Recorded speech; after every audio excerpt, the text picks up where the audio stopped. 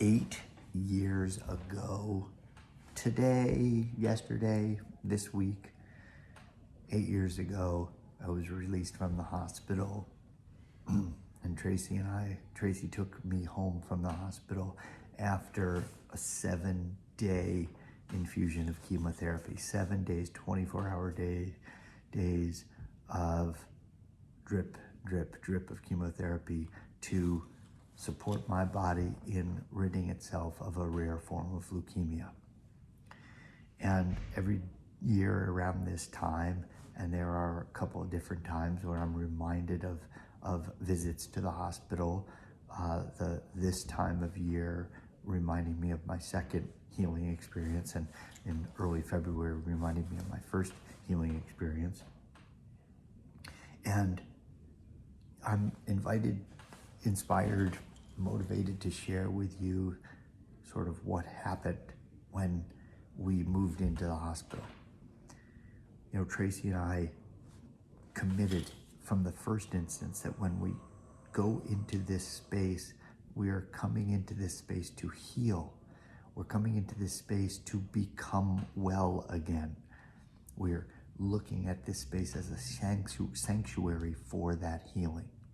And so what do we do in a sanctuary? We take the windowsill and turn that into an altar, and we bring our own blankets to make the bed into a comfortable place to be. We grabbed another bed from another room and moved it in so Tracy could cohabitate that room with me for the week we were going to be there. We brought in our speaker to play music that played that was composed with the solfeggio tones to create the healing vibrational frequency actually in the space. And we set this place up to be a healing sanctuary. We did everything except change the light bulbs, which we wanted to do, but that wasn't allowed. So I think we may have put a colored light bulb into a little mini lamp that we had nearby. But we had the solfeggio music playing 24 hours a day, whether I was awake or asleep, and went into meditation as often as we could. Tracy would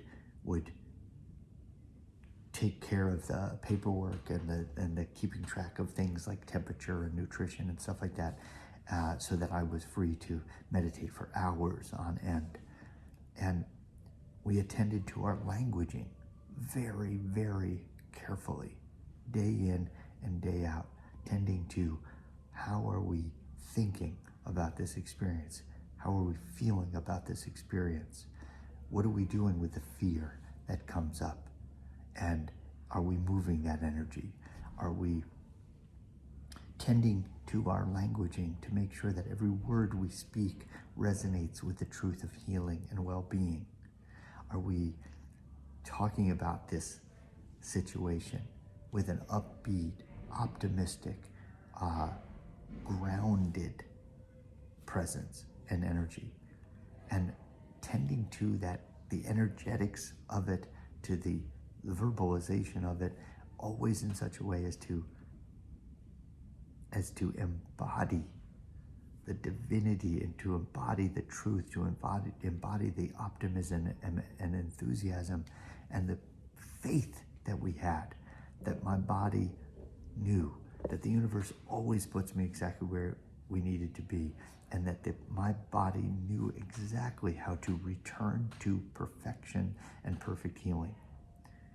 And so that embracing that dedication, that commitment, that discipline, if you will, was as much a part of the healing experience as listening to the doctors and taking my medicine literally and energetically and figuratively, and participating in the chemotherapeutic regime that was the regimen that was prescribed for me,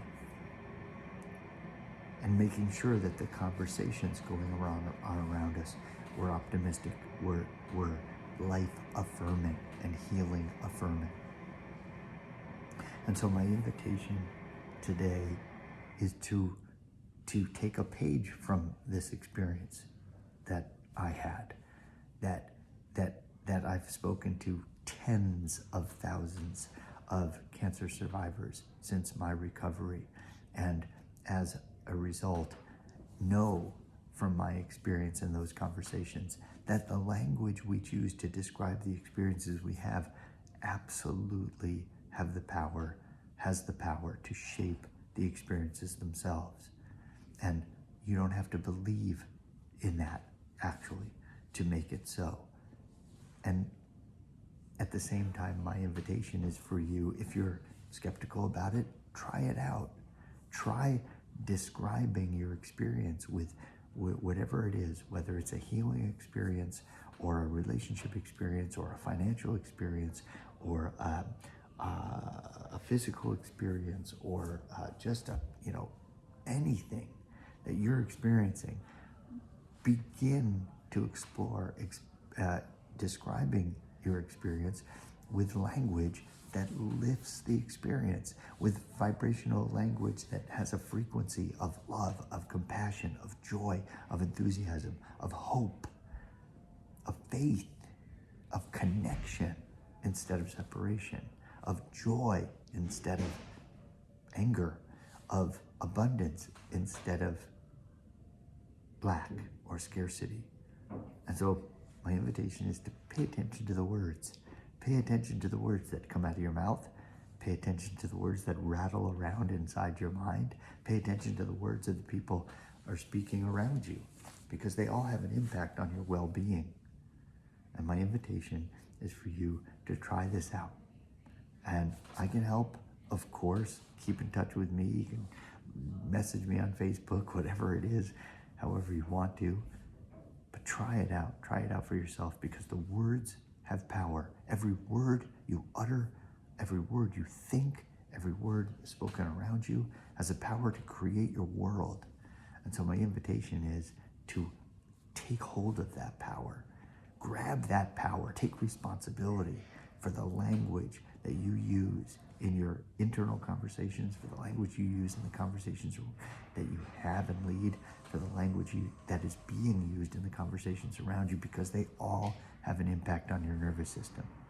And the moment you take responsibility for the quality of those conversations is the moment your life begins to become more under your influence, more within your agency, more inside the realm of your sovereignty. That's my hope for you. It's for my hope for you as the year comes to an end. That's my hope for you as if you're healing. That's my hope for you if you're building a relationship. That's my hope for you if you're a leader.